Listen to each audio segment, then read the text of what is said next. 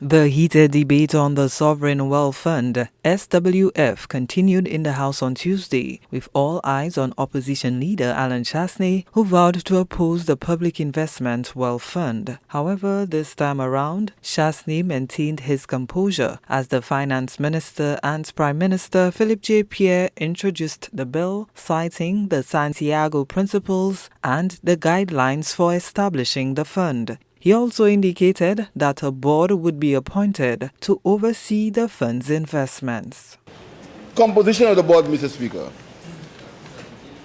9 members, including the chairman, appointed by the minister with the approval of cabinet, the 2017 Act. The Act now, 9 members appointed by the minister with the approval of cabinet. We're going further, Mr. Speaker. The bill, the act that we are debating today, the facts, it says, or the qualifications, Mr. Speaker, degree in economics, finance, accounting, law, or a relevant degree, has over 10 years post-qualification professional experience in matters relating to law, finance, etc., etc. Then it goes, Mr. Speaker, about the designation of the chairperson and deputy chairperson.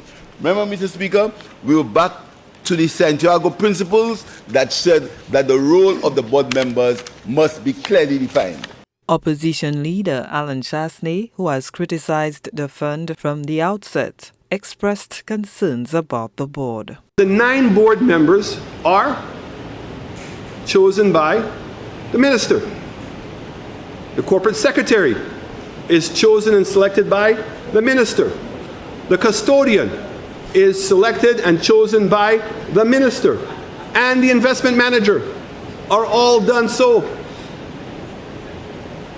And you're coming back with the same failed law. And what do you put in? You put in now another section to say that there's going to be a forensic audit every 3 years. And guess who the forensic audit goes to? Guess who the forensic? Does the forensic audit come to Parliament? Is the forensic audit coming to the public? No. The forensic audit is going to the minister. The Sovereign Wealth Fund aims to incorporate qualifying investments from the Citizenship by Investment Program, specifically funds from the St. Lucia National Economic Fund. This remains a contentious issue for Chasney, who believes the Economic Fund is sufficient. Castries Central MP Richard Fettrick outlined the clear differences between the Economic Fund and the SWF. It is a totally different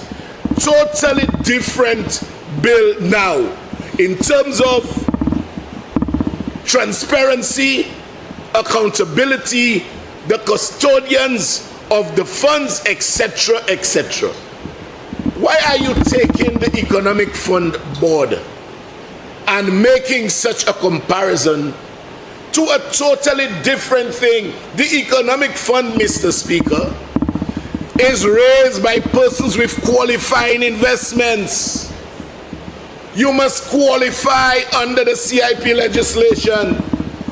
That has nothing to do with our Sovereign Wealth Fund. It is only after you qualify, the Minister of Finance can say, okay, we are heavy there, let me put some money over there for bad weather. Investments from the SWF are intended for climate adaptation, mitigation, and sustainable economic development. Prime Minister Philip J. Pierre continues to stress the fund's role in bolstering St. Lucia's economic resilience and stability amid uncertainty. Gina Filippi, HDS News Force.